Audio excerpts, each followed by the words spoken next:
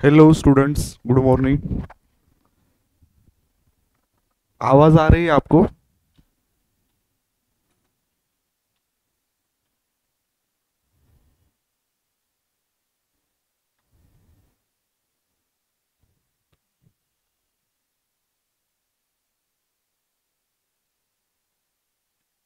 हाँ, ओके। तो बच्चों, आज कायदे से देखा जाए तो अपना फर्स्ट सेशन है अकाउंट्स का। कल तो इंट्रोडक्शन ही हुआ था।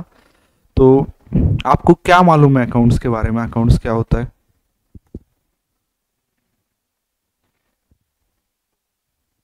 Anyone can try. काय असते अकाउंट्स?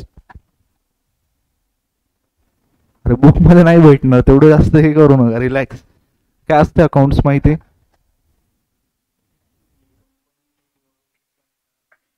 ऑर्गनायझेशनचे एक्सपेन्सेस प्रॉफिट्स आणि हे सगळं हां, analyze करतात.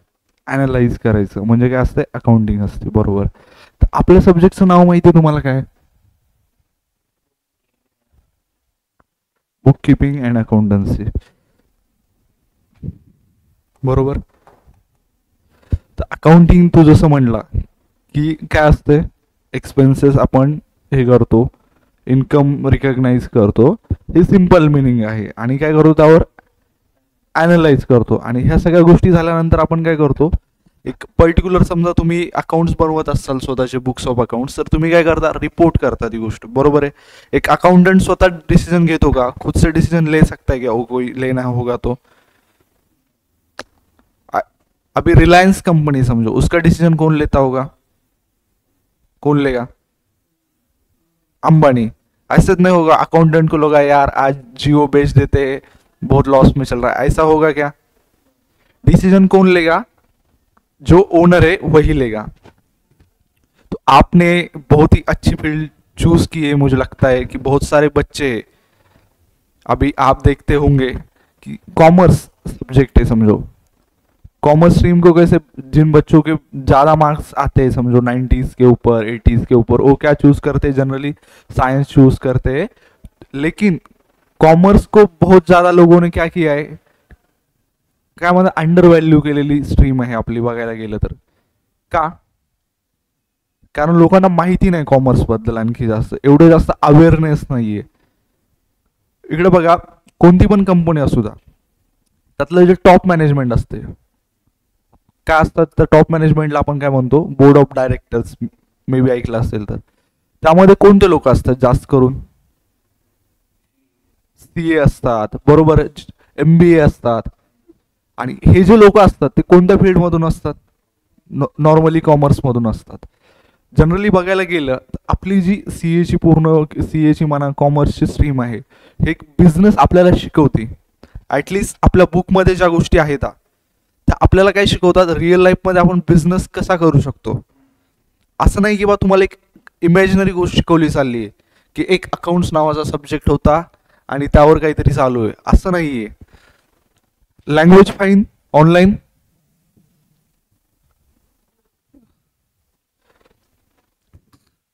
मराठी हिंदी कम्फर्टेबल तुम्हाला? Online students?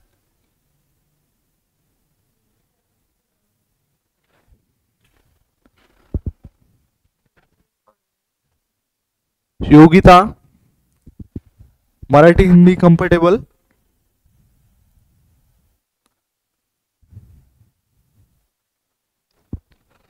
हा, तर मित्रांनो, आपली जी फील्ड आहे स्पेशली बघायला गेलं कॉमर्सची, ज्यामध्ये आपण काय करतो, कॉमर्सचा मिनिंग काय असतो तुम्हाला वाटतं? कॉमर्स म्हणजे काय? मराठीत वाणिज्य म्हणतात कॉमर्सला, एवढं तर माहिती आहे तुम्हाला. कॉमर्स म्हणजे काय असते? एक बिझनेस आहे ज्यामध्ये आपण काय करतो? गुड्स अँड सर्व्हिस प्रोव्हाइड करतो. कॉमर्स म्हणजे काय असतं? बिझनेस ज्यामध्ये काय प्रोव्हाइड केलं जातंय? गुड्स अँड सर्व्हिस, बरोबर. आता ज्या गोष्टी मी तुम्हाला लिहून देईल त्या गोष्टी तुमच्या एक्झामसाठी महत्त्वाच्या आहेत, बट ज्या आपल्या क्लासमध्ये अशा डिस्कस केल्या जातील त्या तुमच्या नॉलेजसाठी महत्त्वाच्या आहेत. आता तुम्ही जस्ट एंटर करताय, जसं मी तुम्हाला काल डेमो लेक्चरमध्ये सांगितलं होतं की आपली जी ही आहे, तुमची जी सध्याची स्टेज आहे लाईफमधली, आता तुम्ही जेव्हा सेकंड स्टँडर्डमध्ये फर्स्ट स्टँडर्डमध्ये होता तेव्हा तुम्हाला काय शिकवलं गेलं? प्लस मायनस, बरोबर. असं तर नाही झालं की तुम्हाला जॉमेट्रीचे कन्सेप्ट शिकवले गेले, अल्जेब्रा शिकवलं गेला, कोणी फिजिक्स शिकवलं, नाहीच ना. एकदम बेसिक स्टेजपासून तुम्ही शिकल्या बघायला गेलं तर. तर ही जी गोष्ट होती, आता तुम्ही 11 कॉमर्समध्ये एंटर केलं, स्पेशली अकाउंट्समध्ये. जसं तुम्ही सायन्समध्ये गेला, सायन्समध्ये कोणते सब्जेक्ट असतात? फिजिक्स, केमिस्ट्री, बायोलॉजी, मॅथ्स, हे तुमचे इम्पॉर्टंट सब्जेक्ट आहेत. तसं कॉमर्समध्ये एक सब्जेक्ट तुमचा असा आहे जो तुम्ही आज लेक्चर अटेंड करताय, अकाउंटन्सी. हा सब्जेक्ट तुमच्यासोबत लाईफ टाईम राहील. आत्ता तर फक्त तुम्ही अकाउंटन्सी शिकताय 11-12ला, नंतर तुम्ही कॉस्टिंग शिकसाल, मॅनेजमेंट अकाउंटिंग शिकसाल. हे सगळे काय आहेत? अकाउंटिंगचे पार्ट आहेत. आणि अकाउंटिंग म्हणजे तुम्हाला जसं माहिती आहे काय असतं, जसं तुम्ही सांगितलं अगोदर, काय होतं? एक्सपेन्स रेकॉर्ड करणं, इन्कम रेकॉर्ड करणं आणि त्या बेसिसवर प्रॉफिट काढणं. बट ही काय एक नॉर्मल लेमॅनची लँग्वेज आहे, बरोबर आहे. बट स्पेसिफिकली ही जी गोष्ट आहे ही तुमच्या कन्सेप्टसाठी महत्त्वाची आहे. बट जेव्हा तुम्ही आन्सर लिहिसाल त्यासाठी एक डेफिनेशन असते, बरोबर आहे. ती पण तुम्हाला पाठ होईल. म्हणजे ऑब्विसली आपण जसं करत जातो तशा तशा हळूहळू गोष्टी होत जातात. बट आत्ता तुम्हाला एक गोष्ट सांगतो, हा जो तुमचा 11चा सिलेबस आहे,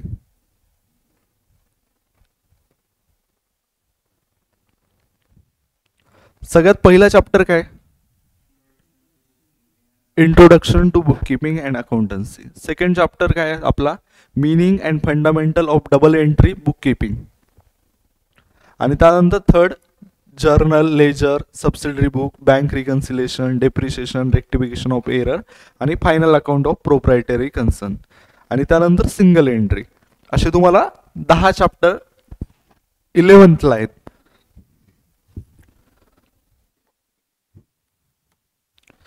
सो फ्रेंड्स, कसं आहे, जेव्हा तुम्ही या फील्डमध्ये एंटर करताय, जेव्हा तुम्ही स्पेशली अकाउंट शिकताय, म्हणजे त्यामध्ये सगळ्यात पहिली महत्त्वाची गोष्ट काय? जेव्हा तुम्ही शाळेत गेला तुम्हाला काय शिकवलं गेलं? Letter writing first स्टँडर्डमध्ये.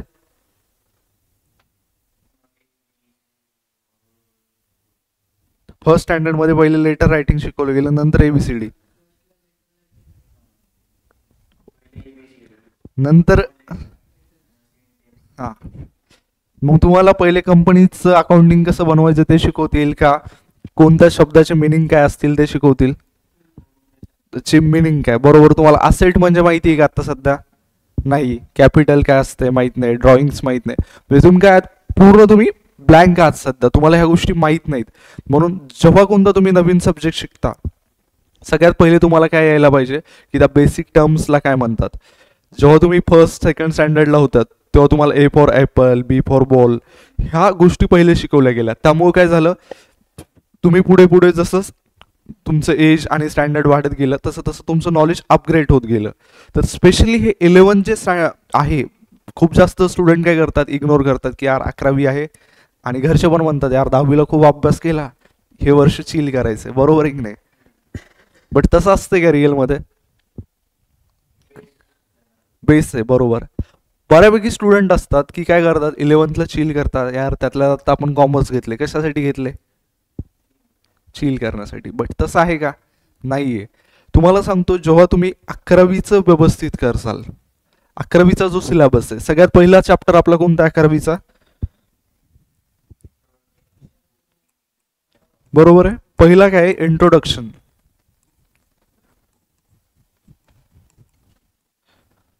सेकंड काय आपला?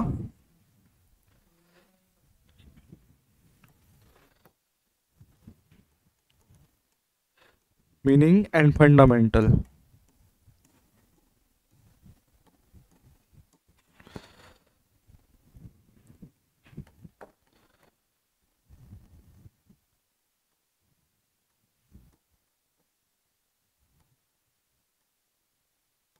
Book keeping.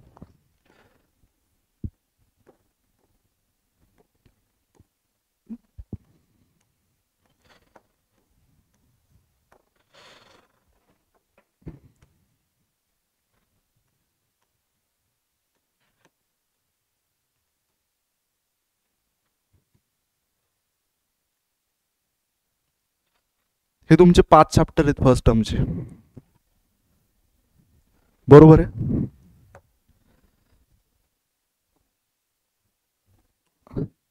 आपल्या टेक्स्टबुकचं नाव काय? बरोबर. हे जे 5 चॅप्टर आहेत ना, हे म्हणजे आहे बुक कीपिंग.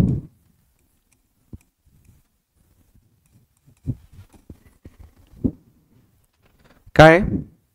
Book keeping. आणि त्यानंतरचे चॅप्टर चालू होतात ते अकाउंटिंगच्या रिलेटेड आहेत. आणि ते अकाउंटिंग कधी तुमचं कम्प्लीट होईल? तुम्ही एक बुक कीपिंग म्हणजे काय असतंय, एक ज्युनियर अकाउंटंट मे बी तुम्ही बघितलं असेल, खूप जागी लोक काय करतात, सेल्सची एंट्री करतात, परचेसची करतात. तुम्ही डीमार्टमध्ये गेला स्पेशली तर तुम्ही बघत असाल तिथे एक व्यक्ती आता ॲटोमॅटेड करतात, काही करायची गरज नसती. तुम्ही जे काय तुम्हाला लागतं समजा गुड्स वगैरे, तुम्ही तुमचं ग्रोसरी वगैरे घेतलं तर ऑनलाईन म्हणजे एंट्रीज होत राहतात. त्या कशाच्या एंट्री असतात? सेल्सच्या, बरोबर. तर आत्ता तरी त्या गोष्टी ॲटोमॅटेड झाल्यात, बट जनरली नॉर्मली तुम्ही जर बघितलं तर आपल्या क्लासमध्ये जरी तुम्ही आला रिसिप्ट बनवतात, बरोबर. इवन तुम्ही कॉलेजमध्ये गेला रिसिप्ट बनवतात, तर ते काय झालं, एक बुक कीपिंग झालं. फक्त रेकॉर्ड मेंटेन करणं, त्यावरून तुम्ही काय म्हणजे आता समजा एक आहेत, समजा आता ते डिमांडमधल्या जे काय असतील समजा तिथं ऑपरेट करतात, सेल्सचे ट्रान्झॅक्शन करतात, ते काय डिमांडमध्ये डिसिजन मेकिंग करतात का? नाही. डिमांडची इथं शाळा आपल्याला एक आणखी ब्रँच ओपन करायची आहे, अशा काही गोष्टी ते करतात का?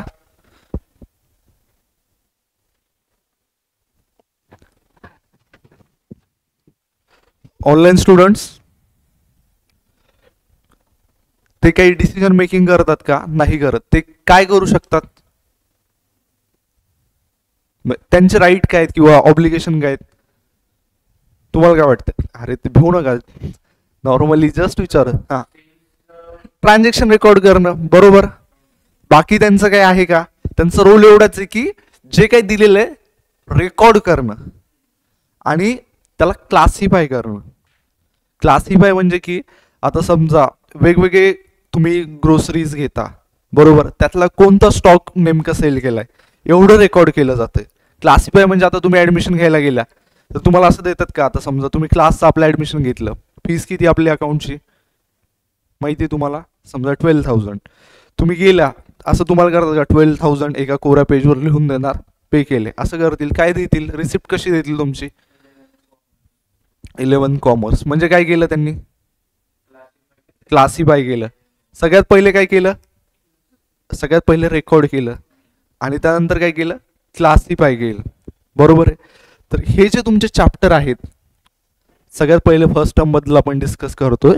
याच्यामध्ये जर्नल नावाचा जो चॅप्टर आहे, जर्नलचा मिनिंग तुम्हाला काय वाटतं? जर्नल म्हणजे काय असते? कॉलेजमध्ये जर्नल लिहित असता, काय असते?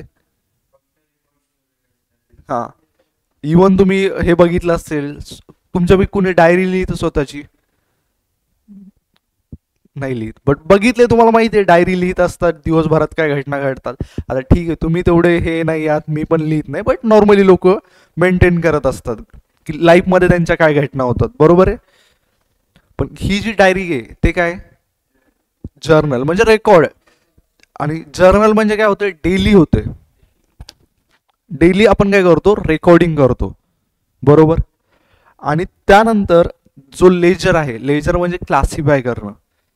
आता इकडे बघा, जर्नल आपण एंट्री रेकॉर्ड केली, एवढी गोष्ट आपल्यासाठी पुरेशी आहे का नाहीये?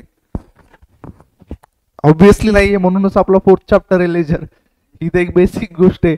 जर तेच असलं असतं तर अकाउंटिंगचा एवढा सिलेबसच नसला असता ना. फर्स्ट पहिले मिनिंग, त्यानंतर double entry book keeping system.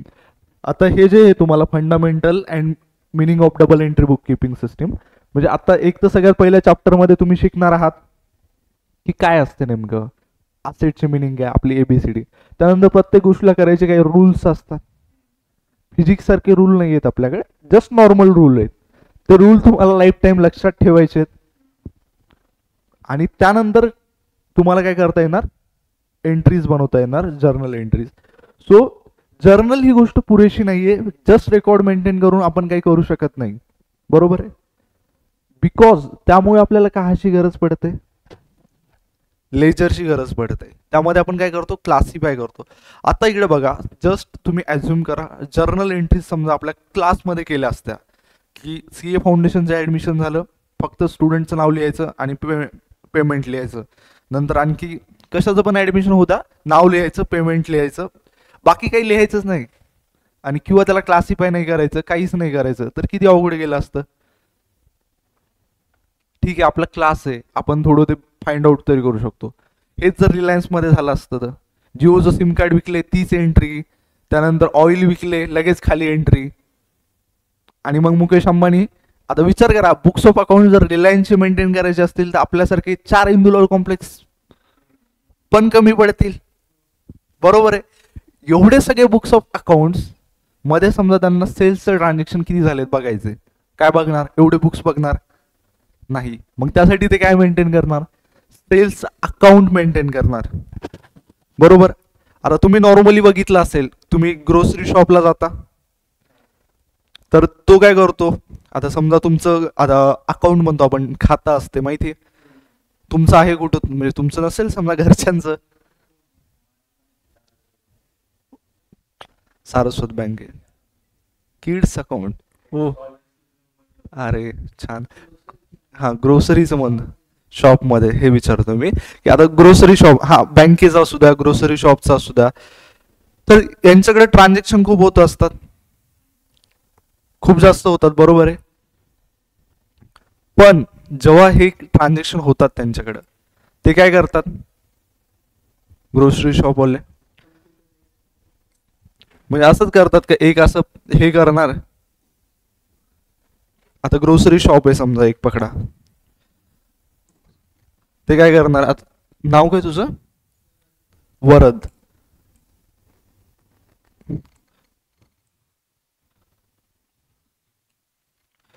Varad समजा. अरे असं काय होतंय,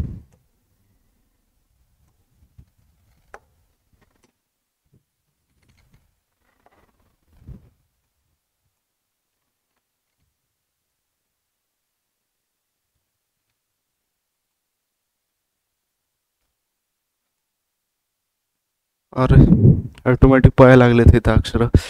तर इकडे बघा, आता वरद 300, तुझं नाव काय, सलील, हे तर नवीनच काहीतरी होतंय, असं 200 असं मेंटेन केले जातात का, दिसत नसेल तुम्हाला व्यवस्थित थोडस,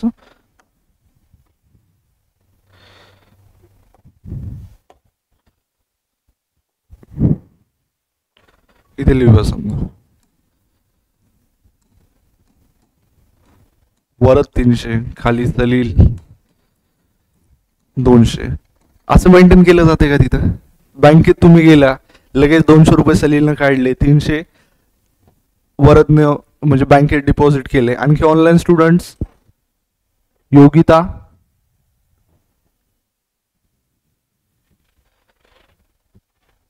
आता समजा तुम्ही हे जे काही केलं, समजा जे काही असेल, ह्या सगळ्या ज्या गोष्टी झाल्या, तर हे एका जागी रेकॉर्ड केलं जातं का, नाही केलं जात. ह्या सगळ्या गोष्टी कुठं रेकॉर्ड केल्या जातात, एक स्पेसिफिकली तुमचं अकाउंट मेंटेन करून. बरोबर आहे. अकाउंट मेंटेन केलं जाते त्या गोष्टीसाठी. आता सलील आहे, वरद आहे समजा तुम्ही, तर असं नाही होत की यांनी 300 काढले लगेच 200 लिहिले. आता तुम्ही दोघंच असताल का त्या बँकेचे किंवा ग्रोसरी शॉपचे कस्टमर, हजारो लोक असतील. बरोबर आहे. नॉर्मली समजा जास्त नाही, आता ग्रोसरी शॉपचे समजा 100-200 असतील, बट बँकेचे हजारो असतील. मग तेव्हा ते काय करणार, एक अकाउंट मेंटेन करणार. हे फॉर्मॅट असतो, लक्षात सध्याच ठेवायची गरज नाही, पुढे आपला एक चॅप्टर आहे, तुमच्या ऑटोमॅटिक लक्षात होऊन जाईल. आता समजा असं असतंय, असा एक टी शेप फॉर्मॅट असतो वरद अकाउंट्स, आणि हे जो चॅप्टर आहे तो कोणता आपला, लेजर. बरोबर. त्यानंतर 5th चॅप्टर आहे आपला सबसिडरी बुक. जसं वरदचं अकाउंट मेंटेन केलं, जसं सलीलचं अकाउंट असते, त्याच टाईपमध्ये सेल्स बुक, कॅश बुक, आणखी आपला purchase book, sales return book, क्या वेगवेगळ्या ज्या बुक्स असतात, ये जो अलग अलग टाइप की बुक्स होती है, उन सबको हम क्या करते हैं, मेंटेन करते हैं 5th चैप्टर में. तो ये अपना पूरा किसका सिलेबस है, बुक कीपिंग का. आपको अभी थोड़ा तो आइडिया आया होगा। तो हमारे टेक्स्ट बुक पे चलते हैं अभी।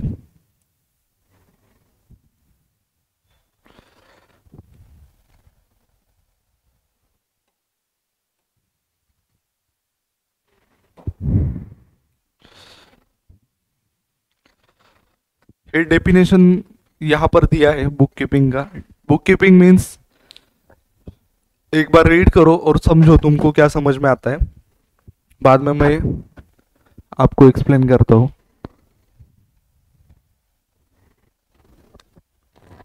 Hello online students.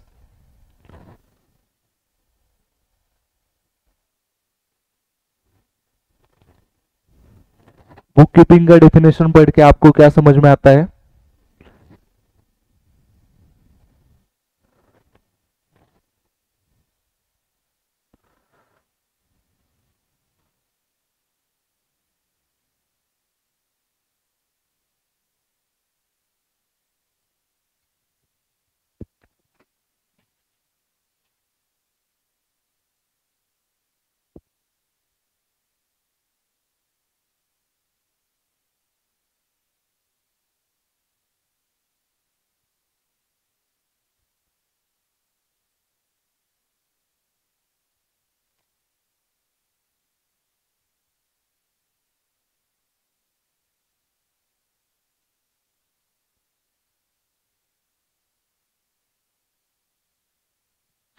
क्या समझ में आता है आपको? कुछ तो समझा होगा, इंग्लिश आती है तो थोड़ी। योगिता, क्या समझा बच्चा तुमको?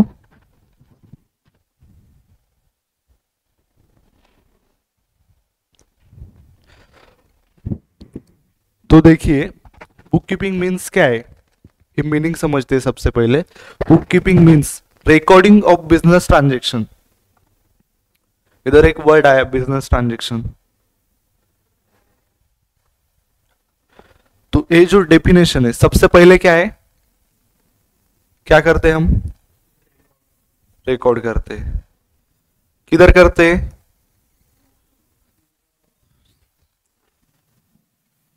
In a systematic way.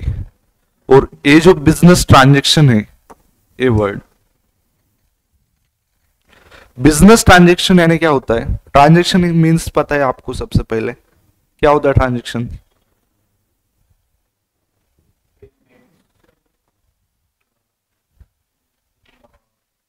Income, outcome, payments.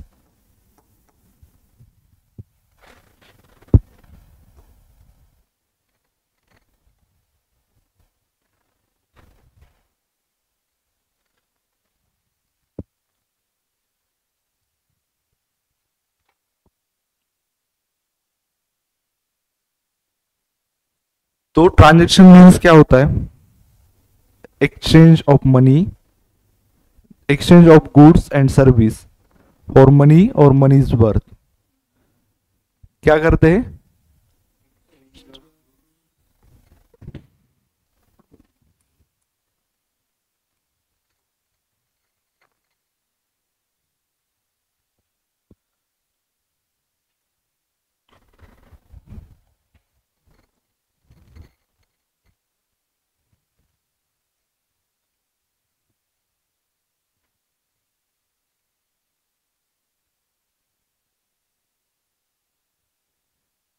Transaction means exchange of money और money's worth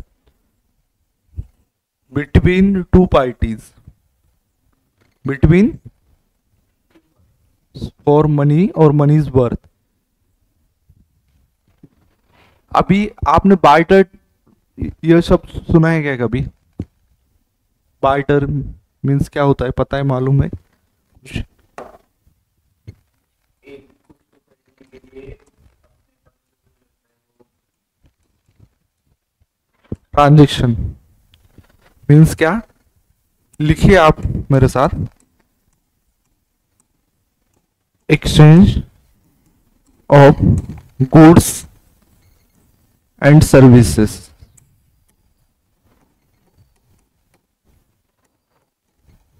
for money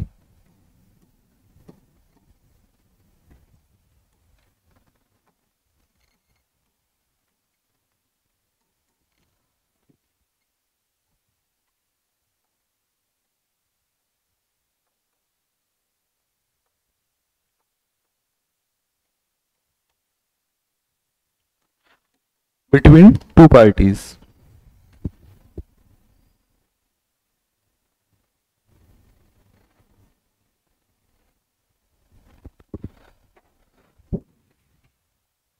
is definition में कुछ कुछ वर्ड्स दिए। क्या दिया है?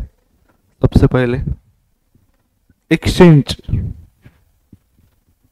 गुड्स, सर्विसेज, मनी और money's worth between two parties. अभी समझो, मैं टीचिंग की सर्विसेज प्रोवाइड करता हूँ। डॉक्टर आपको क्या प्रोवाइड करते हैं? मेडिसिन प्रोवाइड करते हैं डॉक्टर्स। केमिस्ट मेडिसिन प्रोवाइड करता है या डॉक्टर मेडिसिन प्रोवाइड करते? डॉक्टर क्या करते हैं? चेकअप करते हैं आपका। तो वो क्या करते हैं? आपको सर्विसेज प्रोवाइड करते हैं या गुड्स प्रोवाइड करते हैं? Services. Lawyer services, teacher services. Goods कौन प्रोवाइड करता है फिर? Vegetable, shopkeeper, grocery, electronic shop, अलग अलग जो भी है समझो, उधर सर्विस। ये क्या प्रोवाइड किया जाता है? गुड्स प्रोवाइड किए जाते हैं। जियो का नेटवर्क आपको क्या प्रोवाइड करता है? जियो गुड्स या सर्विस क्या प्रोवाइड करता है? सर्विस। अभी वाईफाई क्या प्रोवाइड करता है? सर्विस। इलेक्ट्रिसिटी,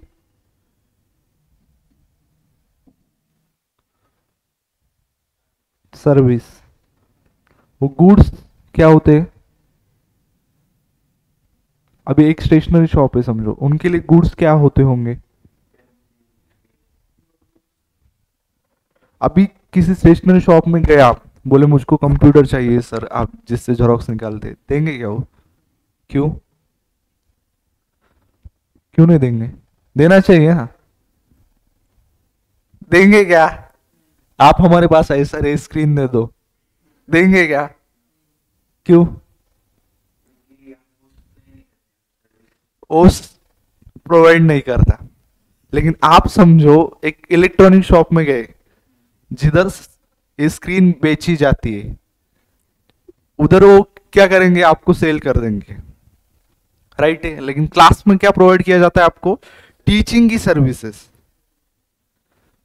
तो आपको एक बात तो समझ में आ गई, एक्सचेंज यानी क्या? घेना देना, कुछ के बदले कुछ आप देते हो। मनी और मनीज वर्थ। अभी आपको 12th स्टैंडर्ड में बिल्स ऑफ एक्सचेंज, चेक, ऐसे कुछ मीनिंग आपको पता चलेंगे। बिल ऑफ एक्सचेंज बोल के एक चैप्टर है आपका। चेक पता होगा आपको, वो पैसे ही क्या? चेक यानी पैसा होता है। लेकिन लोग एक्सेप्ट करते हैं, आप क्लास में आ जाओ, हमको चेक दे दो, हम एक्सेप्ट कर लेंगे आपका। क्यों?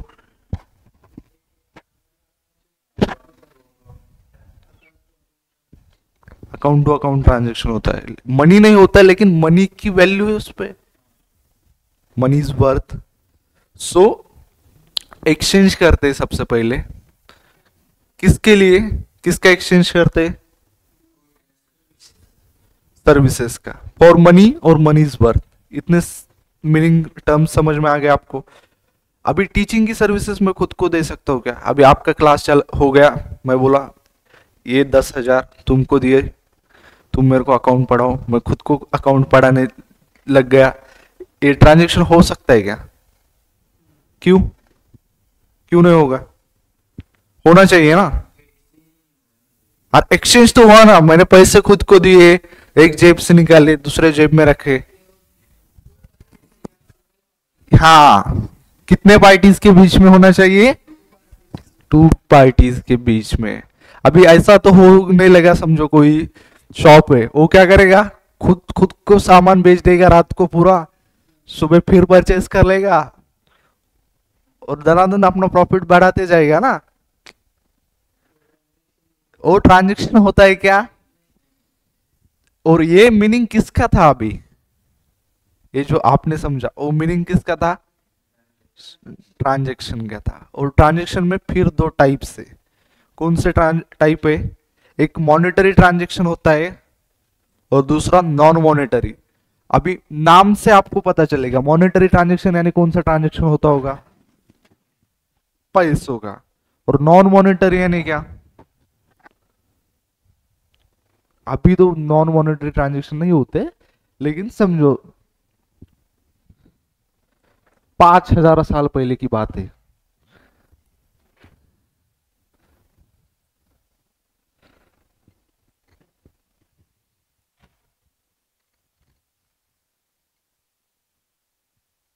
पांच हजार साल पहले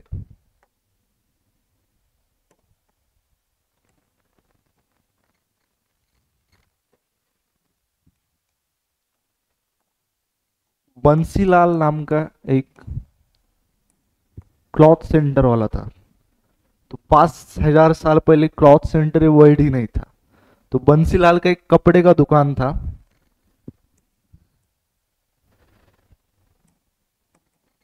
हरिया नाम का एक किसान था। उसने क्या किया, गेहूं प्रोड्यूस किए उसके खेत में। हरियाली छा गई उसके खेत में, बहुत सारे गेहूं आ गए। उसको चाहिए थे उनके बच्चों के लिए कपड़े। पैसे तो नहीं थे उसके पास, लेकिन क्या था, गेहूं। ऐसे बहुत सारे गेहूं की दिसत नाही तुम्हाला बरोबर, आणि ड्रॉइंग मला खरंच येत नाही, बट जस्ट एज्युम करा काय होतं याच्याकडे, गेहूं। सो हरिया नाम के किसान ने क्या किया, बंसीलाल नाम के व्यापारी के पास जाके उसको गेहूं दे दिए और उसको बोला कि यार मेरे बच्चों के लिए, मेरे पत्नी के लिए और मुझे खुद के लिए क्या परचेज करना है तुमसे, कपड़े। परचेज से वर्ड भी था क्या, 5,000 साल पहले था, लेकिन अपने इधर था क्या, इंडिया में नहीं था। इंडिया ही वर्ड नहीं था सबसे पहले। तो बंसीलाल नाम के ये जो कापड दुकान म्हणतो माहिती मराठीत आपल्याला, तो कपड़े का जो व्यापारी था बंसीलाल ने क्या किया, हरिया को क्या दे दिया, कपड़े दे दिए, और रिटर्न में क्या ले लिया, गेहूं ले लिए। लेकिन पैसे दिए क्या, इधर कुछ नहीं दिए। लेकिन वो भी क्या है, ट्रांजेक्शन हो गया। तो उसको क्या बोलते हैं, नॉन मॉनेटरी ट्रांजेक्शन। और मॉनेटरी ट्रांजेक्शन यानी क्या होता है, ये तो पता होगा आपको, क्या होता है नॉन मॉनेटरी ट्रांजेक्शन यानी,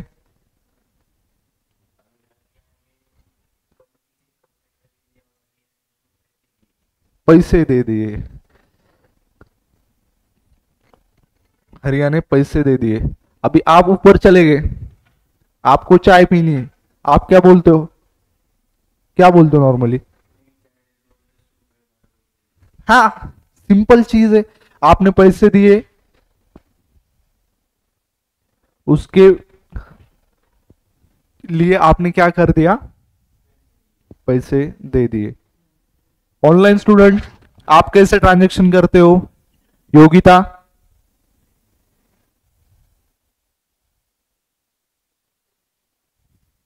कैसे ट्रांजैक्शन करते हो आप, सिंपली क्या करते हो, पैसे देने के बदले चीज लेते हो। अभी आपको चाय चाहिए, आप क्या बोलेंगे, 10 रुपए लो, यार ये तो चीज मेरे को बहुत अच्छी लगी, एक चाय दे दो, और बाद में क्या कर देंगे, पैसे दे देंगे। अभी समझो मेरे पास पैसे नहीं, लेकिन मैं गूगल पे करता, चलेगा क्या, चलता है, पैसे तो नहीं दिए ना मैंने। ऑनलाइन ट्रांजैक्शन हो गया, मनी है, लेकिन वो क्या है, कौन से फॉर्म में, ऑनलाइन है। हाँ, सो हार्ड कैश ही होता है क्या मॉनेटरी ट्रांजैक्शन यानी, हार्ड कॅशच असते का फक्त, हा मग आणखी खूप खूप असतात पण, हा बरोबर, बट फक्त काय, हार्ड कॅश नसती, ऑनलाईन करू शकता, गुगल पे करू शकता, वेगवेगळ्या गोष्टी आहेत, बट त्यात काय पाहिजे, पैसे पाहिजे। आता मी क्रेडिट कार्डने पेमेंट केलं समजा, पैसे नाही दिले, तर ते कोणतं ट्रान्झॅक्शन असेल? नॉन मॉनिटरी का मॉनिटरी? का? पैसेच नाही दिलेत ना. देणार आहात, बरोबर आहे. आज नाही दिलेत, कधी ना कधी तर द्यावं लागतील, देना पडेगा. तो ओबी कौन से ट्रांजेक्शन होते? मॉनिटरी ट्रांजेक्शन होते. सो बच्चों, मॉनिटरी ट्रांजेक्शन के भी दो टाइप होते. कोणते दोन टाइप असतात? एक कॅश मध्ये ट्रांजेक्शन होतं आणि दुसरं कशामध्ये होतं? क्रेडिट मध्ये ट्रांजेक्शन होतं आपलं.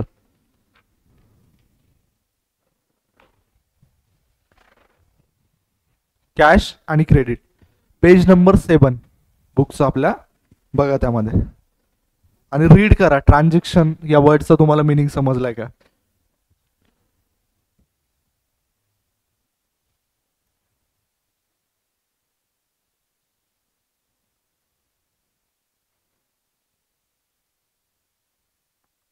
ऑनलाइन स्टूडेंट्स, पेज नंबर 7 पे ऊपर ट्रांजैक्शन का मीनिंग और बाकी सब चीजें आपको दी हुई है, तो आप ट्रांजैक्शन तक रीड कीजिए. कुछ समझ में नहीं आया तो डाउट होगा आपका कुछ तो पूछिए.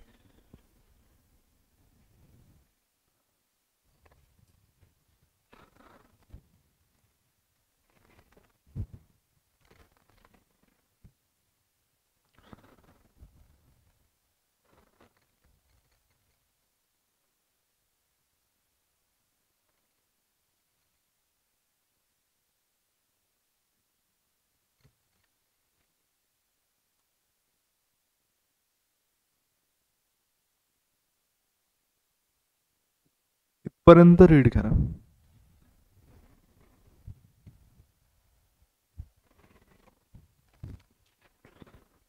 कुछ डाउट होगा तो पूछिए.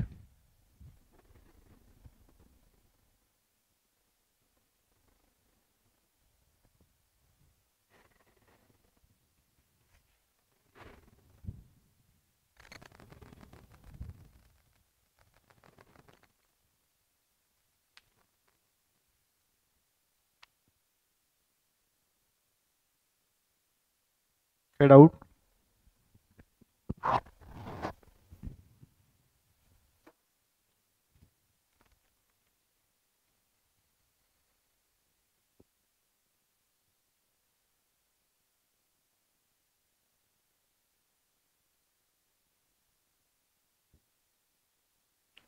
आहे काही? मी क्वेश्चन विचारू मग सांगता येतील तुम्हाला. रमेशनी काय केलं? सुरेश कडून गुड्स परचेस केले, बट गुड्स विकत घेतले, बट रमेशकडे पैसे नव्हते सुरेशला देण्यासाठी. सुरेशच्या इथे रमेशनी काय केलं? एक्सचेंज मध्ये काही दिवस काम केलं, तर ते कोणतं ट्रान्झॅक्शन आहे? Non monetary. सपोज पकडा सुरेशकडे पैसे नव्हते, सुरेशनी काय केलं? एक बिल्स ऑफ एक्सचेंज रमेशला दिलं. रमेशनी समजा सुरेशला काय केलं? एक बिल्स ऑफ एक्सचेंज दिलं, तर ते कोणतं ट्रान्झॅक्शन आहे? बिल्स ऑफ एक्सचेंज माहिती आहे तुम्हाला काय असते? ठीक आहे, जाऊ द्या. आता तुम्ही 11th आलात, पुढे 12th मध्ये तुम्ही शिकाल. एक बिल्स ऑफ एक्सचेंज नावाचा चॅप्टर असतो तुम्हाला. तर बिल्स ऑफ एक्सचेंज मध्ये एक डॉक्युमेंट असते, त्यावर लिहून दिलेलं असतं आणि दोन्ही पार्टीच्या सिग्नेचर असतात की या दिवसानंतर तुम्हाला मी पैसे देईल. एक टाईपचं क्रेडिट. काय असते? हा, तर ते कोणतं ट्रान्झॅक्शन असणार?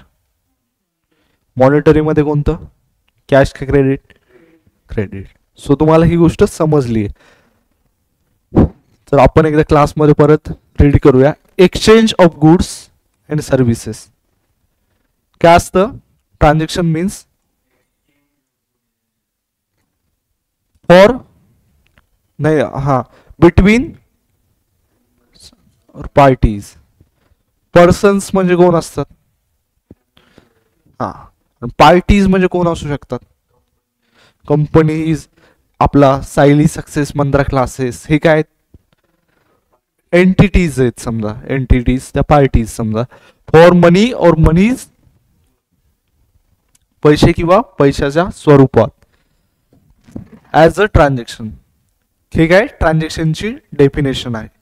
त्यानंतर दुसरा वर्ड काय आहे तुम्हाला, टाईप काय ट्रान्झॅक्शन मध्ये लगेच मॉनिटरी ट्रान्झॅक्शन, आणि सेकंड पार्ट मॉनिटरी ट्रान्झॅक्शन. आणि याच्यामध्ये परत तुम्ही जर गेला, the transaction which involve an exchange of money और मनी इज वर्थ डायरेक्टली और इनडायरेक्टली. हे डायरेक्टली तर मला समजले, इनडायरेक्टली म्हणजे काय म्हणत असतील माहिती तुम्हाला? तुम्हाला म्हणलं होतं की नाही, तुम्हाला काही क्वेश्चन असेल तर तुम्ही विचारू शकता, परत नाही तर मी क्वेश्चन विचारेल. काय असतं इनडायरेक्टली? हा, इनडायरेक्टली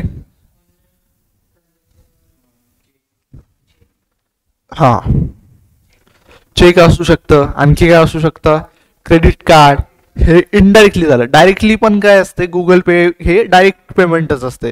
इनडायरेक्टली म्हणजे काय, तुम्ही फ्युचरमध्ये देताय कॅश, क्रेडिट कार्ड झालं, चेक झालं, बिल्स ऑफ एक्सचेंज झालं, हे काय इनडायरेक्टली क्रेडिटवर देणं. तर त्यानंतर पुढं काय दिले आपल्याला, only monetary transaction are be recorded in the books of accounts.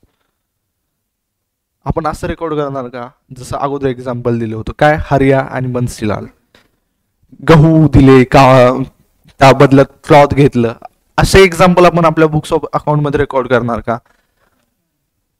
Mukesh अंबानीने 4 kilo कोळसा दिला, त्याच्या बदल्यात काय केलं, रतन टाटांनी त्यांना काय केलं, समजा आपल्या एक टाटा डोकोमो 2 दिवस दिली, रेंटवर राहू द्यावा तुम्हाला, तुम्ही 4 किलो कोळसा द्या, आम्ही तुम्हाला हे देतो. असले ट्रान्झॅक्शन होतात का?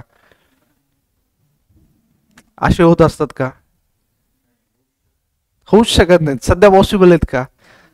आणि या ट्रान्झॅक्शन का होत नव्हते माहिती का? बार्टर सिस्टीम का बंद झाली. आता हे आपला सिलेबसचा थोडा बाहेरचा भाग आहे, बट जस्ट तुमच्या इन्फॉर्मेशनसाठी. इकडे बघा, बन्सीलालकडे काय होतं, कपडे. हरियाकडे काय होता, गहू. बंसीलाल को अगर समझो गेहूं नहीं चाहिए तो ट्रांजेक्शन हो सकता है क्या उधर? और समझो हरिया जो है अपना किसान, उसको कपड़े नहीं चाहिए और कुछ और चाहिए, समझो टीवी चाहिए, तो वो बंसीलाल प्रोवाइड कर सकता है. म्हणजे कंपल्सरी तुम्हाला ती गोष्ट घेणंच होती, तिथं गरज असो नसो ट्रान्झॅक्शन करायचे म्हणजे घेणंच लागते. आता तुम्ही आज समजा तुझ्या घरचे काय करतात बाय, हा ओ, आणि आई सेल्फ एम्प्लॉयड. तुझ्या घरचे बाय सॉफ्टवेअर इंजिनियर. आता तुम्ही एखाद्या चहावाल्याकडे गेला आणि म्हणला की माझे वडील सीए येतं, तुमचं अकाउंट मी बघतो, तुम्ही मला 2 चहा द्यायचा, असं चालतंय का? किंवा तू म्हणला नाही तुम्हाला सर्व्हिसेस देतो आम्ही, तुम्ही आम्हाला जेवण द्या, हॉटेलमध्ये गेला, इथं सॅफ्रॉन नावाचं हॉटेल आहे, मे बी माहीत असेल, थोडं समोर गेलो माहिती आहे तुम्हाला, तिथं गेल्या ओनरला म्हणलं आमच्या घरचे सीए आहेत बघा, तुमचं सगळं अकाउंट्स आम्ही बघतो, तुम्ही आम्हाला जेवायच बघत जा, असं होईल का? इथे काय त्याला गरज नाही. म्हणजे आता माझी इच्छा खूप आहे, मी म्हणलो बा मी तुम्हाला अकाउंट शिकवतो, तुम्ही काय करत जा, आपल्याला कोण पेमेंट घेत जाऊ नका, अकाउंट शिकवतो, आणखी तुम्हाला काही कॉमर्स असेल तर हे सगळ्या गोष्टी आपण बघूया तुमच्या. ते काय म्हणतील, तुम्ही या, बरोबर आहे. आणि याच गोष्टी काय झालं, ती बार्टर सिस्टीम बंद झाली. गरज नसताना उगं विनाकारण ह्या गोष्टी होत होत्या कंपल्सरी. आता समजा तुम्ही क्लासमध्ये ऍडमिशन घ्याल, तुम्ही असं म्हणता काय क्लासला की आम्ही तुम्हाला काही सर्व्हिसेस प्रोव्हाइड करतो, तुम्ही आम्हाला सर्व्हिस प्रोव्हाइड करता, असे एक्सचेंज होतात की आजकाल नाही होत. त्याच्यामुळे काय झालं, बार्टर सिस्टीम बंद झाली. आणि आता कोणते ट्रान्झॅक्शन होतात, मॉनिटरी ट्रान्झॅक्शन होतात. बार्टर सिस्टीम बंद झाली म्हणजे दिसतच नाही तुम्हाला, कुठंच दिसत नाहीये, संपलीच जवळपास. तर याच्यामध्ये एक सिस्टीम जास्त वर चालली, कोणती सिस्टीम जात असेल, कॅश का क्रेडिट तुम्हाला वाटते? सध्या कोणती बूम मध्ये? क्रेडिट. का की लोकांना काय झालंय, क्रेडिटवर गुड्स घ्यायला खूप चांगलं वाटतंय, किंवा कोणती गोष्ट सर्व्हिस पण घ्यायला खूप भारी वाटते. का का वाटत असेल? लगेच नाही द्यायचे, ही गोष्ट आहे. जे मुलगा स्वतःच्या खिशात 10,000 आहे तो पण आयफोन परचेस करतो, कशामुळं? क्रेडिट ट्रान्झॅक्शन आहे, कधीतरी देता येतील, बरोबर आहे. ज्याच्या खिशात 1 लाख आहे ते पण फॉर्च्युनर बुक करायचा विचार करायला, कशामुळे?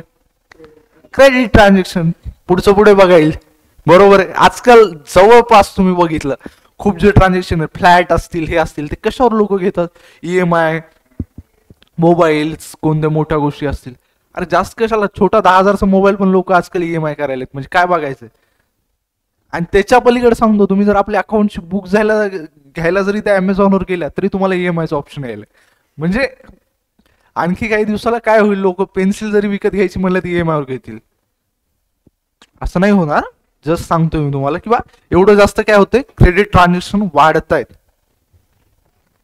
आता आपल्याला मिनिंग काय दिलाय credit transaction? A credit transaction is one in which cash is not paid. याच्यात कॅश नाही देत असं लिहिले, बट समोर काय दिले? Or received immediately at the time of transaction but it's paid or received later date. म्हणजे काय असतं, इमिडिएटली लगेच देतात का? नाही देत.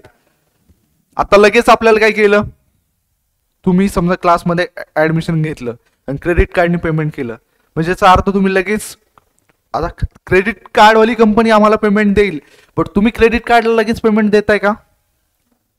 इमिडिएटली लगेच देताय का? नाही देत. At the time of transaction. Admission घेणं म्हणजे काय? ऍट द टाइम, ते एक ट्रान्झॅक्शन आहे, त्या टाइमला तुम्ही करताय का? नाही. But it is paid or received at later date. म्हणजे ते तुम्हाला काय करावं लागेल, इन फ्युचर मध्ये तुम्हाला काय करावं लागेल, ते ट्रान्झॅक्शन तुम्हाला द्यावंच लागतील त्याचे पैसे. त्याला काही ऑप्शन आहे का? नाहीये, बरोबर. आणि कॅश ट्रान्झॅक्शन तर माहिती आहे, a business transaction in which cash is paid or received immediately is non as cash transaction. लगेच ज्याच्यामध्ये आपण पैसे देतो त्या ट्रान्झॅक्शनला आपण कोणतं ट्रान्झॅक्शन म्हणतो बाळांनो? कॅश ट्रान्झॅक्शन, बरोबर आहे. आता इथं तुम्हाला काही एक्झाम्पल दिलेत. Purchase of goods for cash at 15,000, हे काय? Cash transaction. Payment of salary at ₹1, cash transaction. Goods sold on credit to Aman at 8,000. Sold machinery to mister Amar Singh on credit at ₹20,000, हे काय? Credit transaction. आता यानंतर आपण बघतोय non monetary transaction. Non monetary transaction म्हणजे काय? The transaction which does not involve an exchange of money or money's worth directly or indirectly is called non-monetary transactions. An exchange of one thing against another thing is called barter transactions. And barter transactions म्हणजे काय असते?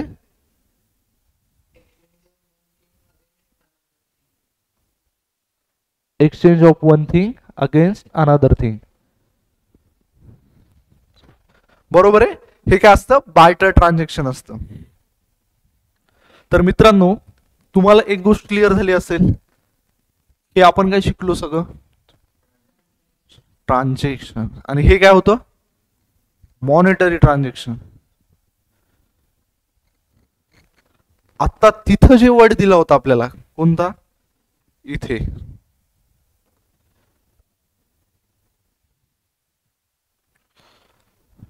इथे कोणता word दिलाय? Business transaction. या एका word साठी आपल्याला किती शिकणं लागलं?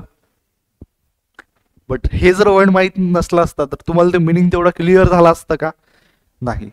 सो बिझनेस ट्रान्झॅक्शन म्हणजे काय असते?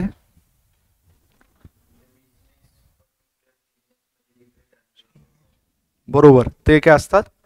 Business transaction. आता सपोज पकडा, एक तुम्हाला जवळपास एखादा बिझनेस माहिती असलेला जवळपास सांगा बरं, कोणता बिझनेस आहे? आपला क्लासचाच बिझनेस. हे बिझनेस आहे का? चॅरिटेबल ऑर्गनायझेशन मला तर वाटायला क्लास आहे आपला. काय वाटतं तुम्हाला?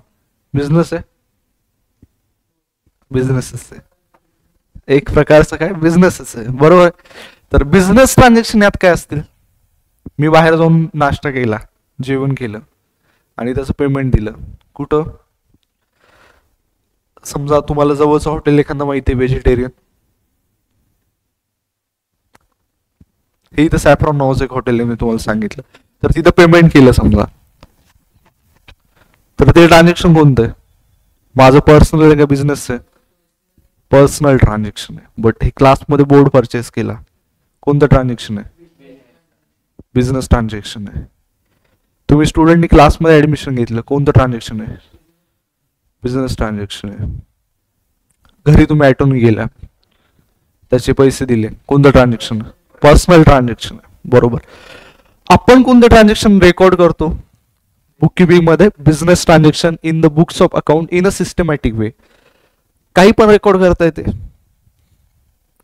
रेकॉर्ड काही पण म्हणजे की आता इकडे बघा, इथे असं लिहिलं 300 रुपये मिळाले सलील कडून, 400 बाकी आहेत, आणि हे सलीलचं अकाउंट. करता येईल असं? वरद पॉसिबल आहे? नसायला काय झालं? अरे न कळायला काय झालं? कळत नाही तुम्हाला? समज नाही राहा हो. समजते बरोबर. अरे वाढले तरी पण लिहिता येते. आणखी काय?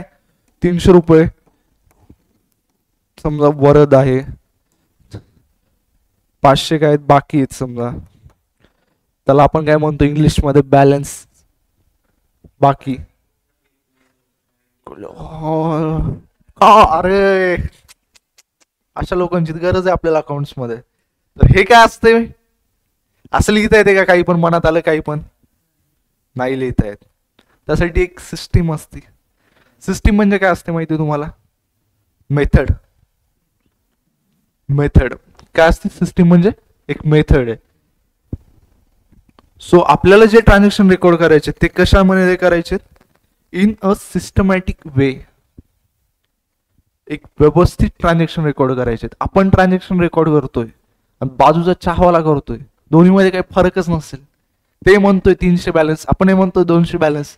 कशाला शिकायचं अकाउंट्स? बरोबर आहे ना? इथं क्लास घ्यायची गरजच नाही आपल्याला. सो तुम्हाला समजलं एवढं? इथपर्यंत क्लिअर आहे? All the monetary transaction are recorded date wise. एक शब्द आलाय डेट वाईज, म्हणजे माहित असेल तुम्हाला काय असते डेट म्हणजे? एवढं अवघड गोष्ट आहे? किती अवघड आहे डेट वाईज म्हणजे? बरोबर आहे ना? बट एवढी सिंपल गोष्ट आहे डेट वाईज म्हणजे काय असते? डेट. बट हीच गोष्ट खूप इम्पॉर्टंट आहे. का? कुठल्या तारखेला कोणतं ट्रान्झॅक्शन झालंय. आता तुम्हाला नॉर्मली एक गोष्ट सांगतो, ज्या कंपनीज असतात मोठ्या त्यांचे बुक्स ऑफ अकाउंट 8 वर्षासाठी मेंटेन केले जातात. किती वर्षासाठी? म्हणजे 7 वर्षाखाली कोणतं ट्रान्झॅक्शन 31 तारखेला झाले ऑगस्टच्या, ही गोष्ट सुद्धा त्यांना माहित असेल आणि ते दाखवू शकतील. का? त्यांच्याकडे डेट वाईज रेकॉर्ड आहे. For accurate business result from such record at the end of the accounting year. Business result म्हणजे काय असते? रिझल्ट लागतो तुमचा माहिती आहे? काय लागला होता 10th चा? 90. अरे वा, छान मार्क, कॉंग्रॅच्युलेशन बाळ. तुझा 82. हे काय रिझल्ट? बिझनेस मध्ये असं लागतो का 92%? आपला क्लासचा रिझल्ट लागला समजा 97% प्रॉफिट, असं असते का? काय असेल बिझनेसचा रिझल्ट? काय असेल? लोड घेऊ नको, सांग जे काय वाटतं ते. प्रॉफिट किंवा लॉस हे काय असते? बिझनेसचा रिझल्ट असतो. बरोबर आहे? तर काय असते? Date wise for accurate business result from such record at the end of the accounting year. आता एक नवीन शब्द आला तुमच्यासाठी, अकाउंटिंग इयर. इयर माहिती कधी स्टार्ट होते आपलं? कधी होत असते? 1 जानेवारी. आणि कधी संपते? 31st रात्री. हा, 31st. तर काय मित्रांनो, जसं आपलं इयर, तू मार्च एंड हा वर्ड ऐकलाय? मार्च एंड चालू आहे, कामात आहेत, तुझे पप्पा खूप जास्त म्हणत असतील नॉर्मली मार्च एंड चालू आहे. तर अशा ज्या गोष्टी असतात, कशामुळे असतात मार्च एंड? कशामुळे म्हणत असतील? हा, फायनान्शियल इयर एंडिंग. तर इकडे बघा, आणखी पुढे जर तुम्ही गेला तर आपल्याला एक डेफिनेशन दिलेली असेल.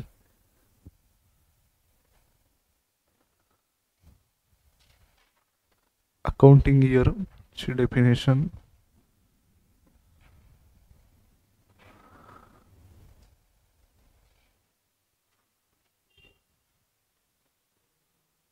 हे बघा, अकाउंटिंग इयर वर्ड दिलेलं होतं तिथे simple. Accounting year, accounting year म्हणजे काय असते? It is the period of 12 months for which accounts are maintained and closed by proprietor. Earlier the proprietor were following any accounting year, calendar year, financial year or any other as per traditional, but now income tax purpose accounting year start from 1st April and end on 31st March. At the end of accounting year, a proprietor has prepared trading account, profit and loss account and balance sheet to find out financial position of the business. तर मित्रांनो, accounting इयरच एक साधी सोपी गोष्ट तुम्हाला समजली असेल. काय दिले त्यात? अकाउंटिंग इयर जनरली किती मंथ्स असतं? 12 months. आता समजा आज तारीख किती आहे? 18 जून. 18 जून पासून मी काय केलं? अकाउंटिंग इयर स्टार्ट केलं. चालतंय? न झाला काय झालं? चालतंय. बट हे इन्कम टॅक्स वाल्याला चालतंय का? मी पर्सनली मी काही चालवल, मी ए ला बी म्हणाल, बरोबर आहे ना? माझी इच्छा. बट माझी इच्छा त्यांच्या इच्छेपेक्षा मोठी आहे का? नाहीये. देशात आपले कायदे असतात, रूल्स असतात, रेग्युलेशन असतात. इन्कम टॅक्स नव्हता ऐकला असेल. जे बिचारे लोक कुठं झुकत नाहीत, ते कुठं झुकत असतात? ईडी, सीबीआय त्या टाइप मध्ये आपल्याला जायचं नाहीये. इन्कम टॅक्स पाशी पण खूप लोक हात जोडून उभे असतात. सो ते जर म्हणले वा कधीपासून 1st एप्रिल पासून स्टार्ट करायचं आणि कधी एंड करायचं? मार्च. तर इयर काय असणार? 1st एप्रिल पासूनच स्टार्ट होणार आणि 31st मार्च. बट आता नॉर्मली तुम्हाला सांगतो, जर मी आज बिझनेस चालू केला तर मी 1st एप्रिल पासून घेणार का? 1st एप्रिल पासून घेईल का? माझं अकाउंट नाहीतच माझे 1st एप्रिलला. समजा क्लासच आज आपला स्टार्ट झालाय, आजच मी बिझनेस ओपन केलाय, तर मग काय होईल? कधीपासून मी अकाउंटिंग इयर कन्सिडर करणार? आजच्या डेट पासून 31st मार्च पर्यंत. ही तुम्हाला एक जनरल इन्फॉर्मेशन दिली. असं काही एक्झाम मध्ये क्वेश्चन मध्ये तुम्हाला 11वीच्या लेवलला तर ही गोष्ट नाही येणार. हे कंपनीज ऍक्ट मध्ये परत दिलेलं आहे आणि हे खूप पुढचा सिलेबस आहे. जस्ट तुमच्या इन्फॉर्मेशन साठी सांगतो. तर एक गोष्ट तुम्हाला इथं कळाली काय असते? अकाउंटिंग इयर काय असते? पहिले लोक काय करायचे बघा, कोणतं पण इयर फॉलो करायचे, मनात आलं ते इयर. मी तुम्हाला सांगितलं जसं 18 जून पासून पुढच्या 17 जून पर्यंत. कुणाला वाटलं, ज्याला वाटलं ते इयर, फक्त 12 मंथचा पिरियड बघायचा आणि इयर चालू करायचं. काही लोक कॅलेंडर इयर, काही लोक फायनान्शियल इयर आणि ऍज पर ट्रेडिशन कुणी गुढी पाडव्याला चालू करायचं, कुणी म्हणायचं मी मकर संक्रांतीला चालू करतो, कुणी मध्येच म्हणायचं नाही ईद पासून चालू करतो, कुणी म्हणायचं नाही आम्ही वेगवेगळ्या याच्यापासून चालू करतो, ज्याची त्याची वैयक्तिक इच्छा. पण असं सरकारला चालतंय का?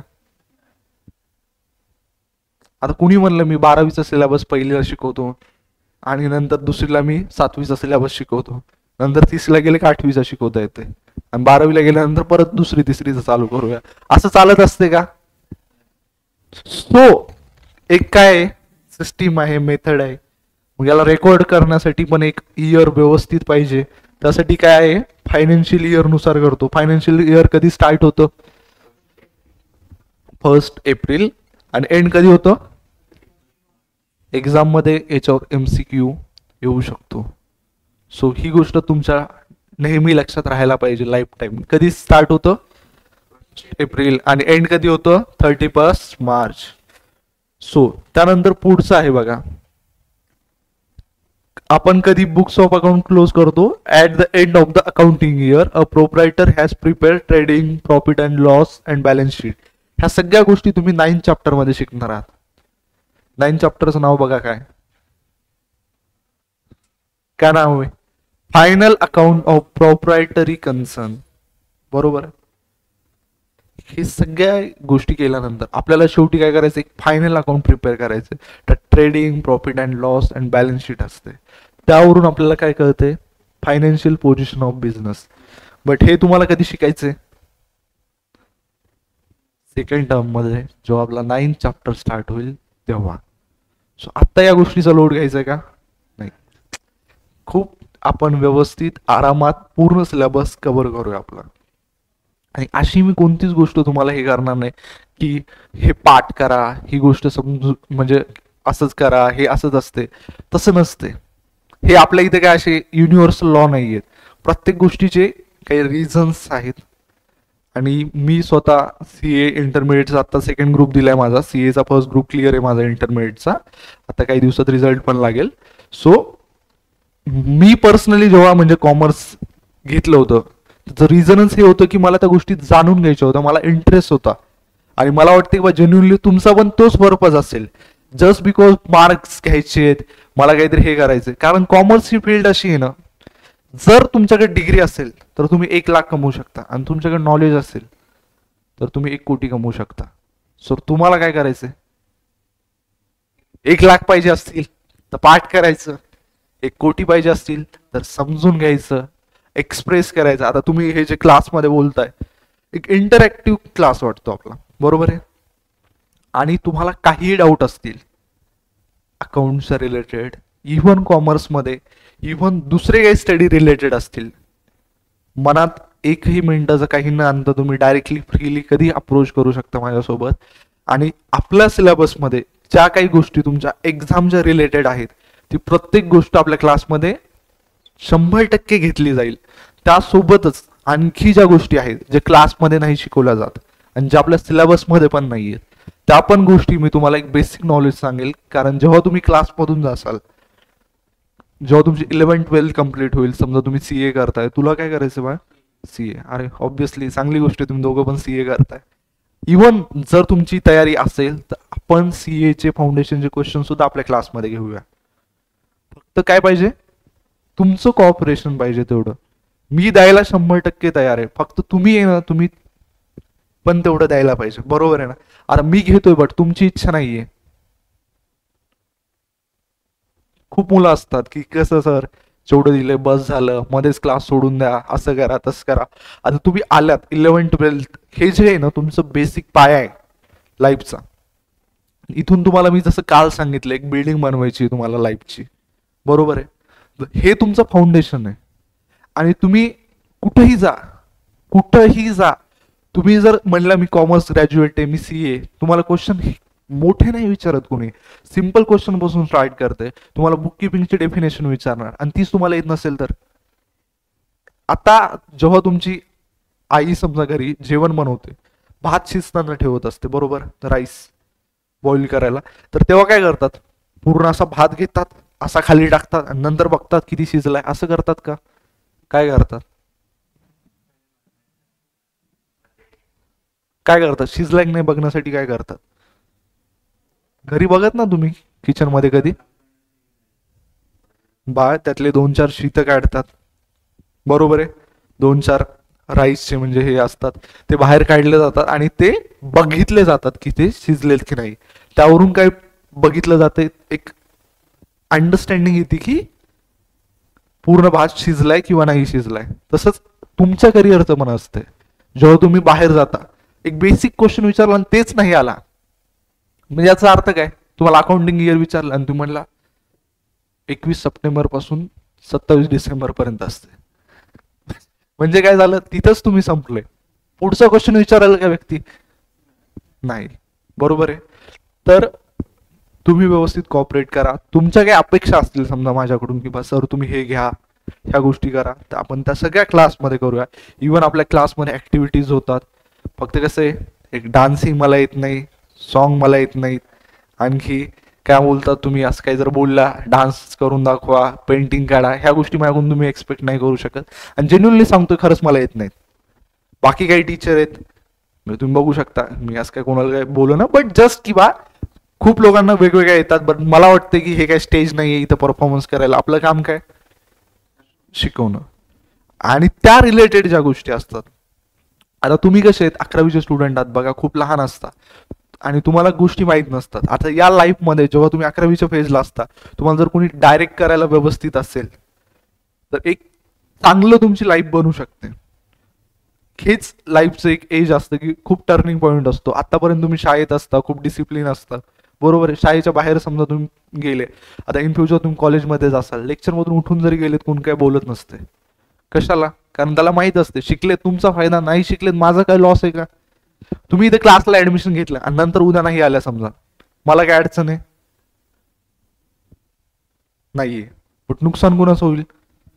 आणि मी तुम्हाला सांगितले जसं की आता तू तर काल बघितलं होतं समजा, इन केस ट्राय करा की याच्या पुढचं एकही लेक्चर आपण काय करायचं नाही, मिस नाही करायचं. म्हणजे तुम्ही जर ते लेक्चर मिस केलं तर काय होईल, लॉस होईल. आणि इकडे बघा तुम्हाला सांगतोय कसं राहते माहिती का, एक एक्सपिरियन्स नावाची गोष्ट असते आणि त्याची एक वर्थ असते. काही सीए आहेत बघा जे हजारोमध्ये कमवत आहे आणि काही सीए जे करोडोमध्ये कमवत आहे. रिझन काय असेल, काहीतरी गोष्टी त्यांच्याकडे एक्स्ट्रा आहेत आणि काहीतरी गोष्टी म्हणजे खूपच काही गोष्टी एक्स्ट्रा नाही आहेत, थोड्याच गोष्टी असतात पण त्या गोष्टी महत्वाच्या असतात. म्हणजे रेग्युलर येणं एक खूप छोटी गोष्ट आहे, पण तीच कन्सिस्टन्सीनं डेली येणं, डेली होमवर्क करणं, ही गोष्ट खूप छोटी आहे. बट जेव्हा तुम्ही पूर्ण वर्षभर ती गोष्ट करता, एक कंपाऊंडिंग इफेक्ट येत असतो. मे बी तुम्ही एक कंपाऊंडिंग नावाची टर्म ऐकली काय कधी, ऐकली तू? कंपाऊंडिंग म्हणजे कसं असते की एक पकडा, एक खूप मोठा दगड आहे किंवा एक पहाड आहे, पहाडाच्या वर दररोज एक पाण्याचा थेंब पडतोय. एक खूप मोठा दगड आहे इथे खाली ठेवलेला, त्यावर एक छोटा, एक बड़े से पत्थर पे एक छोटी पानी की बूंद गिर रही है. एकदा पडला, दोनदा पडला, तीनदा पडला ते थेंब, काय होईल का? चारदा पडला, 5 वेळा, 6, 8, 10, 10 दिवस झाले, 20 दिवस झाले, 50 दिवस झाले, 100 दिवस झाले, 1 वर्ष झालं. पण कधीतरी एक दिवस असा येतो की एक पाण्याचा थेंब त्या दगडावर पडतो, ते दगड फुटतो. पण त्या एका थेंबामुळे फुटलाय का तो, तो ज्या दिवशी पडला, का फुटला असेल? सारखा पडला. एक छोटा थेंब पाण्याचा एवढ्या मोठ्या दगडाला काय करतोय, तोडतोय. एक थेंब खूप लहान आहे, म्हणजे एक खूप जास्त लहान आहे, पण ते काय करतोय, खूप मोठ्या दगडाला ब्रेक करतोय. कशाच्या बळावर? कन्सिस्टन्सी, बरोबर आहे. आणि तीच जर तुमच्यात असेल, आजच म्हणत नाही तुम्ही 11वीच्या सिलेबसला, मे बी तुम्हाला जे काही करायचं लाईफमध्ये त्यासाठी तुमच्यासाठी काय असतात, कन्सिस्टन्सी लाईफमध्ये सगळ्यात महत्वाची गोष्ट आहे. आणि डिसिप्लिन, ज्याला आपण मराठीत शिस्त म्हणतो. आता कसं काही लोकांना वाटत असेल की यार कशाला ठेवायचं, कशाला करायचं, 11वीचं वर्ष मस्त शील करूया. पण कसं असते बाळांनो, हीच टाइम असते की जेव्हा बाकीचे लोक अभ्यास करत नाही आणि तुम्ही करताय, बरोबर आहे की नाही? कारण सगळे ज्या गोष्टी करतायत ना त्याच गोष्टी केल्या तर सगळ्यांना जे भेटल ना तेच तुम्हाला भेटल. सगळ्यांना बीकॉमची डिग्री भेटते, कुणाला नाही भेटत अशातली गोष्ट नाहीये, बरोबर आहे. 11वी 12वी कुणी पास होते नॉर्मली, 90% क्राऊड तर कुणी होत असते, त्यात तुम्ही पण असाल. वेगळं काय करताय तुम्ही, ही गोष्ट तुमच्या लाईफमध्ये मॅटर करते. तर आपण आपल्या परत एकदा टॉपिकवर येऊया. अकाउंटिंग इयर तुम्हाला समजलं?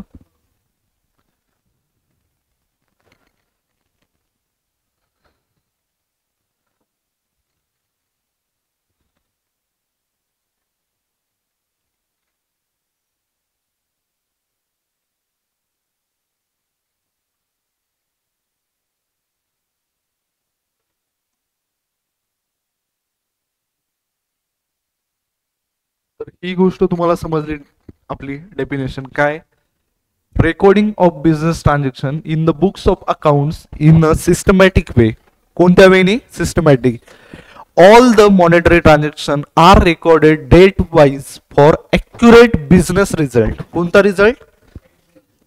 Accurate business result from such records at the end of the accounting year. बरोबर. त्यानंतर पुढे काय दिले, book keeping is an art or science of systematic recording, classifying, summarizing the financial transaction of the business for a particular period, generally 1 year. तर इकडे बघा, जे मी तुम्हाला अगोदर सांगितलं होतं, काय सांगितलं होतं, बुक किपिंग काय एक आर्ट आहे. काय आर्ट म्हणजे काय, आर्ट काय असते, आर्टचं मिनिंग माहिती आहे, कला. तुम्ही काय म्हणसाल, मी तर कॉमर्स घेतले, हे आर्ट आणि सायन्स कशासाठी आले. सायन्स म्हणजे काय असतं, युनिव्हर्सल प्रिन्सिपल, बरोबर. 2+2 2+2 किती होतात, 4. हे काय युनिव्हर्सल प्रिन्सिपल. अमेरिकेत किती होत असतील, 8. 2+2 = 8. अमेरिकेत होतात कसे, काय जगात सगळीकडे सारखं आहे. तसं अकाउंटिंग आपला सब्जेक्ट काय, एक सायन्स आहे. म्हणजे भारतातली अकाउंटिंग आणि अमेरिकेतली अकाउंटिंग काही वेगळं असेल का प्रिन्सिपल. ऑब्विसली काही रूल्स आपल्या जे इंडियामधले लागू आहेत आणि जे अमेरिकेत असतील ते तेवढे चेंज असतील, बट जे बेसिक फंडामेंटल गोष्टी असतात त्या काय आहेत. जसं इंडियामध्ये रुपीज आहेत, अमेरिकेत डॉलर आहे, बट शेवटी काय आहेत, करन्सीज आहेत दोन्ही, बरोबर. तर तसंच हे काय एक सायन्स आहे. आणि आर्ट कशासाठी, प्रेझेंटेशन स्किल, स्किल आहे. आर्ट म्हणजे काय, एक स्किल आहे. सिस्टमॅटिक रेकॉर्डिंग अगोदरच जे आपण बघितले, सिस्टमॅटिक वे म्हणजे काय, रेकॉर्डिंग करायचं. त्यानंतर पुढचा वर्ड काय, क्लासिफाय कशात करतो आपण, लेजर. सांगितलं होतं मी अगोदर, लेजर मध्ये क्लासिफाय करतो. आणि समरायझिंग म्हणजे त्याची काय करतो, शेवटी अकाउंटचा बॅलन्स काढतो, म्हणजे काय झाली समरायझिंग. समरी माहिती आहे तुम्हाला, त्याच टाईपचं असतं. The financial transaction of the business for a particular period, generally 1 year. Particular period साठी असतं, जनरली 1 year साठी आपण ही गोष्ट करतो. सो तुम्हाला आय थिंक बुक किपिंगची डेफिनेशन आणि मिनिंग क्लिअर झाला असेल. काही डाऊट्स याच्या रिलेटेड.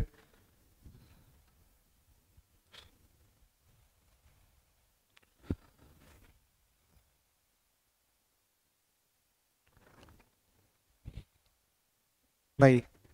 तर इकडे बघा, आपण जे काही पुढे शिकवणार आहे असंच व्यवस्थित कन्सेप्ट क्लॅरिटीनं हळूहळू शिकवणार आहे. असं नाही की बा फास्ट फास्टमध्ये शिकवा. आता बघायला गेलं तर ही डेफिनेशन 2 मिनिटं खूप जास्त झाले शिकवायला, बट प्रत्येक शब्दाचं मिनिंग माहिती पाहिजे, डीप अंडरस्टँडिंग पाहिजे की का आपल्याला ही गोष्ट करायची आहे, बरोबर आहे. जस्ट बिकॉज असं नाही की तिथं दिलंय म्हणून आपल्याला पाठ करायला पाहिजे किंवा हे समजायला पाहिजे. काय की रेकॉर्डिंग काय करतो आपण, रेकॉर्ड करतो. त्यानंतर काय करतो, क्लासिफाय.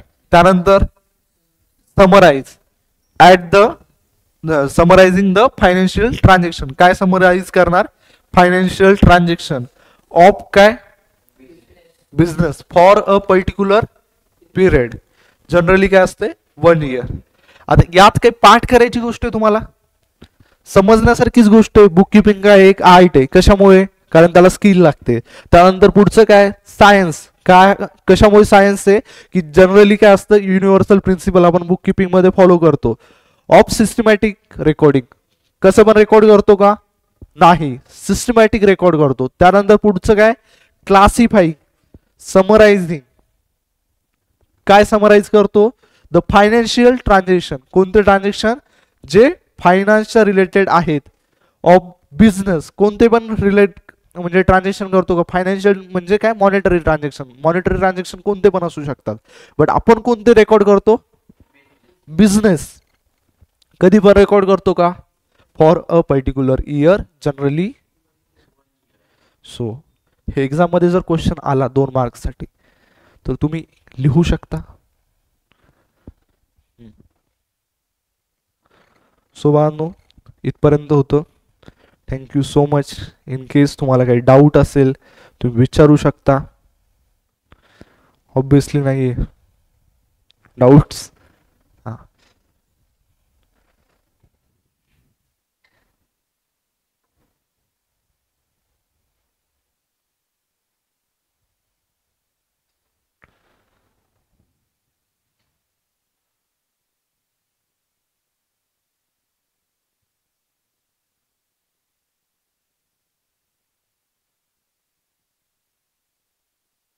हेलो